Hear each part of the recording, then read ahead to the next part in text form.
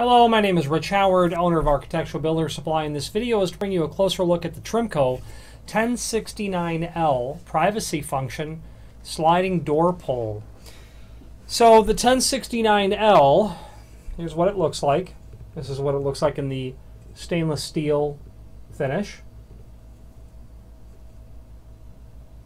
At first glance, I think to a lot of people it's kind of confusing. But this video will serve as clarification as to how the 1069L works. Available in different finishes on the website. Those are can be selected on the right-hand side of this video. And here we go. Let's talk about this item. So there is included in the box this unit itself. And this is ready for installation. There's nothing that really has to be done to this, except one small thing, which I'll describe in a moment. You're then also going to get the strike plate, a dust box for the strike plate. Look like that when it's installed. Okay. You're going to get the 2 screws for the strike plate assembly.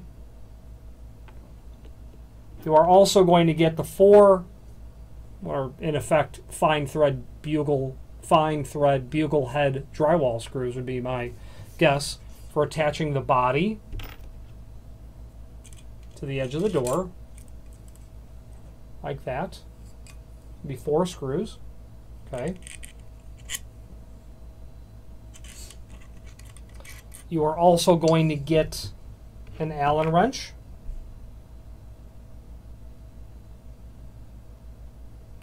And you're going to get a set screw. Well, there's actually 2 in this package, and I'm not sure why there are 2 when the instructions only call out for 1, but I'll theorize as to what it would be used for.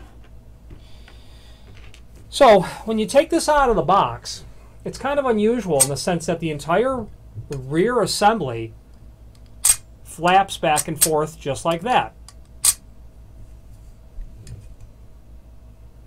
And as I do that in the camera, you can see that the latch kind of tucks up and clips back down. Okay? So after you've reviewed the instructions, it starts to become obvious how this works. And we'll go over the machining in a moment, but you mortise all of this to the jamb. Then you mortise the door as it's called out. And per the instructions, you are going to install one of those set screws into one of these holes.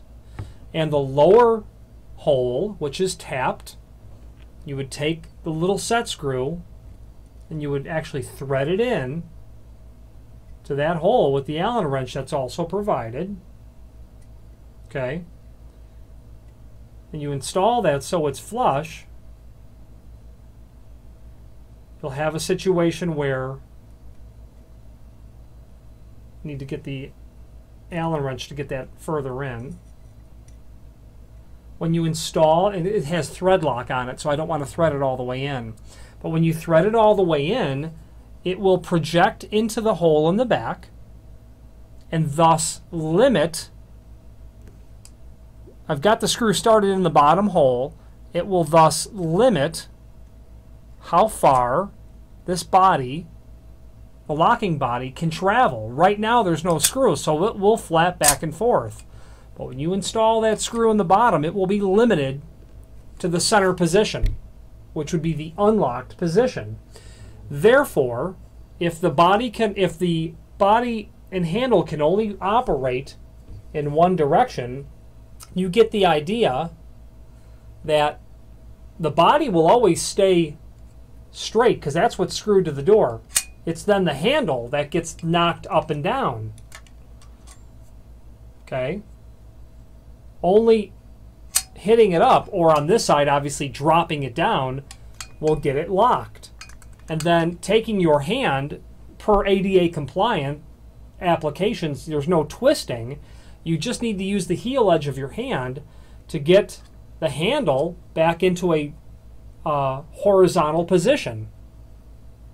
And conversely, if you were to install the screw in the top position, it would limit the body from only traveling in the opposite direction. So now it would only travel from here to here, meaning that you could knock the handle up if your hand was on this side, or down on this side to get it to latch. And as soon as you turned the orientation of the handle so that the handle was horizontal, the latch retracts. So it's basically just pushing this up or down with the heel edge of the hand is how this locks and unlocks. That's how these work. It's that simple. This stays stationary in the door because it's screwed. It's just the handle that will go up and down. The mortising for this in the door and frame is actually quite easy. The template at first glance always makes it look difficult. But first, let's talk about the body. The template has, it's shown here for an 1 3/8" door, and here for an 1 3/4" door. Assuming that the door is 1 3/4", you simply follow the template as it's shown. You're going to make a 5-inch cut across the entire edge of the door so that the mechanism and the plate are flush. The dimension on this plate is 5-inch overall height. Okay, let's get the tape measure and show that. You can see that that's 5 inches overall height. You mortise it 5/16 of an inch deep for the body so that it fits in, but then the plate dimension itself is 1/8 of an inch. So you're not going to mortise it 5/16 all the way through. You'll have to two-step it. You'll get the body installed so that it is completely flush, and then mortise the outside perimeter of the door so that this 1/8 inch is accommodated so that the entire plate then sits flush. So the edge of the door is completely flush with the edge of the pull handle itself so that nothing sticks out, except of course that latch right there when it's in the unlocked position. So you might think, how does that latch actually go into the hole when it has to rotate that way? Well, it's by design of the latch itself. As soon as the handle is moved, immediately the latch is drawn back in before very much travel and distance is done. So the latch is really retracted in the very first amount of the motion, and the cutout in the hole in the strike is large enough such that it completely clears itself out of the hole, allowing it to be unlocked. It's a great device. It's a great little item. And basically, after you've got the faceplates machined, you really just have to get this body mortised in, and you'll see, where it calls out your 2-inch dimension for the overall height of the body. You've got to do an additional cutout in the edge for your operation to work, which will allow for this portion to project into the door itself, depending on the hand, but you would do it per the template and do it on both sides. It's very easy to do. It's just, it takes time to lay it out the first time. If it's the first time that you're mortising for this, obviously you could do it by hand with a chisel, but that wouldn't be the way I would do it. I would do it with a router, and you do the deepest parts of the cut first, the smallest pieces, and you work your way out. Unless, of course, you have a CNC machine and you can just program it. That would be nice. Great piece of hardware, works very well, very common, is the only truly ADA compliant sliding door privacy set that's on the market, at least at this moment. And has these black plastic finish handles on the edge of the stainless plate, okay, finishing it off quite well. Even comes with a couple of decals that you can use in this orientation or in this orientation, depending on how you set the set screw in here. And again, per the instructions, Install the handing screw in the appropriate holes as shown on the drawing below. Okay. If clockwise rotation is desired, install the set screw in the lower hole.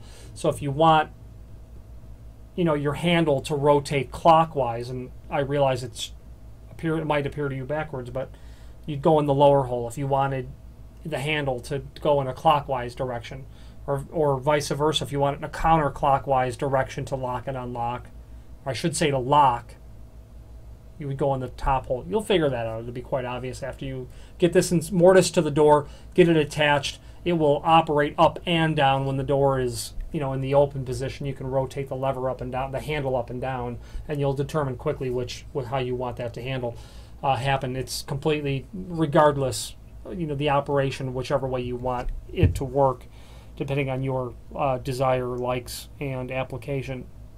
If you have any questions on the Trimco 1069L, feel free to reach out. I've installed these, I've mortised for these. I have even been involved in troubleshooting these on the telephone. So if you have any questions on the 1069L or any other Trimco product, please feel free to reach out to us. Thank you.